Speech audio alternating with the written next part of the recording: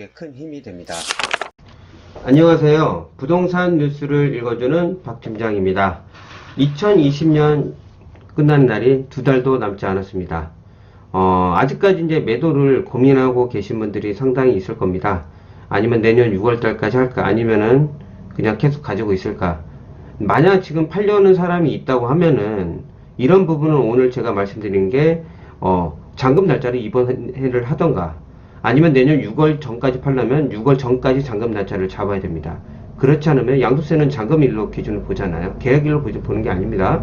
이런 부분이 있을 때 세금이 어떻게 변화가 되는지 다시 한번 정리하는 시간을 가져보도록 하겠습니다. 12월달 넘어가면 이제 의미가 없잖아요. 이제 날짜가 남은 거는 얼마 남지 않았습니다. 만약 지금 계약을 한다는 사람이면 이번 년에 잔금 치르는 건 확실한 거죠. 꼭 이번 년에 해야 됩니다. 자, 어떤 내용들이 있는지 들어가서 설명드리도록 하겠습니다. 어렵지 않습니다. 전에도 한번 설명드렸던 부분에서 이제 복습하는 건데요. 1월 1일 날 이제 들어가는 거, 이제 매도하는 부분에서 제가 설명드립니다. 1주택 비과세 보유기간 산정은 그전에 계속 말씀드렸으니까 이거 오늘 제외하고요. 내년 6월 1일 이후에 이제 팔게 되면은 그 주택은 이제 만약 1주택을 갖고 있던가 2주택을 갖고 있는 사람한테 해당 사항입니다. 분양권이 내년부터 취득하게 되면은 주택수에 산정이 됩니다. 그러면 2주택이면은 만약 1주택만 갖고 있는데 분양권을 취득하면은 그 주택을 팔 때 그게 만약 조정 대상 지역이 되면은 그 중과가 되죠. 이런 부분 10%에서 20%. 내년 6월 이전까지 10%에서 6월 지나면 20%잖아요. 이 부분은 이제 좀 생각하셔야 되고요. 법인 양도세는 내년부터는 10에서 20%까지 늘어납니다. 자, 거주 요건 이게 오늘 제일 중요한 내용이죠. 자, 장기보유 특별공제가 2018년 9월 13일 그 부동산 대책 이후 내년부터 시행되는 게 거주 요건입니다. 제가 그동안 계속 말씀드렸던 게, 자, 2년만 거주하고 딴 데서 거주하신 분들 상당히 많습니다. 10년 이상 보유하신 분들 있죠. 그래서 이제 비과세 혜택이 되니까 그것까지 받고 장기보유 특별공제 80% 받습니다. 근데 내년부터는 2년만 거주하게 되면은 장기보유 거주 요건에서 8%밖에 안 되기 때문에 48%밖에 못 받습니다. 32%가 훌쩍 날아가요. 자, 지금 서울의 아파트 가격이 상당히 많이 올랐죠. 10억 이상 차익이 나는 게 상당히 많습니다. 양도 차익이. 거기서 장기보유 특별공제를 80% 공제받냐 48% 공제받냐 아까 말했고 그 차이에서 엄청난 차이가 납니다. 그것도 제가 한번 계산을 설명드릴 거고요. 이제 내년 6월 1일부터는 단타 이제는 끝납니다. 만약 어느 정도 주택을 보유하고 있는데 이런 부분이 있다고 하면은 그 전에 처분할 사람이 많습니다. 그게 또 6월 전입니다. 이해는 하시겠죠? 제가 내년 6월 전까지도 물건이 많이 나온다는 이유 중에 하나가 그거입니다. 그 내용을 중점으로 간단히 설명을 드리도록 하겠습니다. 자, 분양권이 주택수에 포함됩니다. 내년에 이제 분양권 취득하게 되면 주택수에 포함되죠. 이건 국세고 지방교육세는 이제 그 재산세잖아요. 분양권. 그렇다 보니까 거기서 좀 혼돈이 오는 건데 양도소득세는 내년 1월 1일부터입니다. 자, 지금은 2주택 중과할 때, 자, 조정 대상 지역에는 있을 때 10% 중과되고 3주택 이상이게 되면 20%가 중과가 됩니다. 그게 내년 6월 1일이면 이렇게 10%씩 늘어납니다. 자, 밑에서 한번 보십시오. 현재 아파트 가격 상승으로 해가지고 양도차익이 10억 이상 나는 아파트가 너무 많습니다. 본인이 가지고 있는 아파트 생각을 해보십시오. 상당히 많이 올랐습니다. 영등포 같은 경우는 입주하기 전부터 더블 이상 오른 곳도 있고요. 그렇게 되면은 최고 세율이 그전에는 42%입니다. 10억 이상이면. 그리고 3주택 이상이라고 쳐보세요. 그럼 20%를 치겠죠. 그럼 62%입니다. 그러면 68.2%가 나와요. 그냥 1주택이라면 큰 상관이 없어요. 그쵸? 자, 6월 이후면 어떻게 되냐? 82.5%가 나옵니다. 그러면 얼마 차이 나냐? 14.3%가 차이 납니다. 왜? 13%가 여기 늘어났잖아요. 62%가 75% 됐으니까 지방교육세가 쳐가지고 82.5%가 납니다. 자, 14.3%가 치면 예를 들어 10억이라고 치자고. 10억. 양도차익이 10억 이상 차이가 난다고 치면 어차피 이 세금을 매길 때 나중에 과세표준에 매기잖아요. 10 몇 프로라니까요. 억 단위가 넘어가요. 10억 단위가 넘어가면. 그때 강남권이 더 많이 올라갈 거 아닙니까? 그쵸? 20억이라고 하면 그 금액 차이가 1, 2억이 아니에요. 그러니까 이런 부분 했을 때는 되게 조심스럽게 생각을 하셔야 돼요. 이번에 팔까? 아니면 내년에 팔까라는 것도 자기 중요하고, 이거는 내년 6월 1일 전을 말씀드린 겁니다. 조심스럽게 다가가셔야 돼요. 그리고 내년 6월 1일 전까지 한다면 어차피 내년에 최고 세율 3.3% 늘어나잖아요. 그것도 생각하셔야 되고요. 최고 세율이 내년 1월 1일부터는 10억 이상 차익이 있을 때는, 자, 제가 먼저 이거 보여드릴게요. 원래 좀 이따 보여드릴 건데, 자, 10억 초과하는 거는 45%입니다. 3%가 늘어나요. 그렇게 되면 세금 자체가 3.3%가 더 늘어난 겁니다. 이번 12월 31일 날 잔금 치르는 거하고 1월 1일 날 잔금 치르는 거 완전 틀려지는 거예요. 1월이 이제 빨간 날이니까 1월 2일 날 치겠죠. 그 차이가 벌써 3.3%가 나는 겁니다. 그리고 내년 6월달 넘어가면은 그 중과되는 부분이 더 늘어나고요. 이런 부분을 좀 생각을 하셔야 됩니다. 근데 오늘의 제일 중요한 얘기는 제가 사람들한테 말해도 참 아직도 피부에 와닿지 않아서 계산을 한번 해보려고 하는 겁니다. 자, 9월 13일 날 이제 됐죠. 보통 2년, 2, 3년, 3년, 4년 거주하신 분들 있고, 보유를 오래 하신 분들이 많습니다. 임대를 주고. 그냥 한 집에서 10년 이상 거주하고 하신 분들도 있겠지만, 그렇지 않은 분들은 오늘 해당 사항 한 사람한테 말씀을 드리는 겁니다.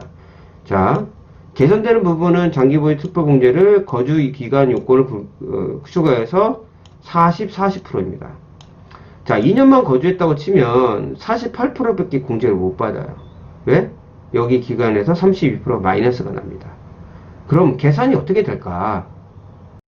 자, 계산을 보게 되면요. 10억 이상 양도 차익을 예를 들게 10억. 그러면은 80% 공제를 받게 되면요. 자, 이렇게 해서 6천만원 조금 넘게 나옵니다. 6천만원. 근데 2년만 거주해서 내년에 잔금을 치렀어요. 이번에 계약을 했는데. 그렇게 되면 얼마 되냐? 48% 공제를 받기 때문에, 자, 2억이 나옵니다. 2억.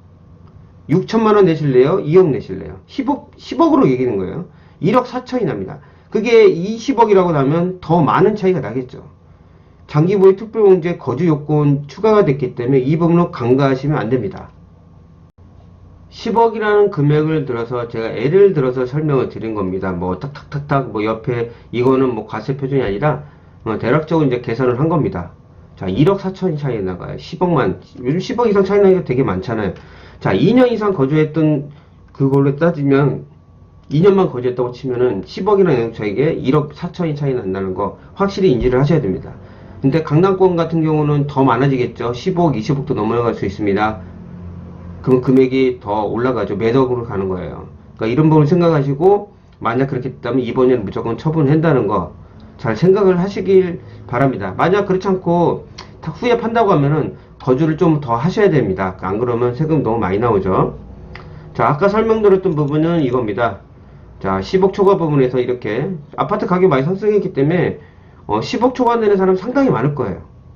이런 부분도 생각을 하셔야 되고요. 뭐 3%더 냈지 뭐 많이 올랐는데 이렇게 생각하시면 뭐 그냥 가볍게 넘어가시고요. 오늘의 중요한 내용은 이제 장기보유 특별공제와 아까 말씀드린 분양권이 주택수에 포함된다는 거 내년에 꼭 이건 인지를 하셔야 됩니다. 재산세하고 좀 혼동을 하시면 안 돼요. 뭐 이번에 추진한 건 상관없습니다. 주택 산정 안 됩니다.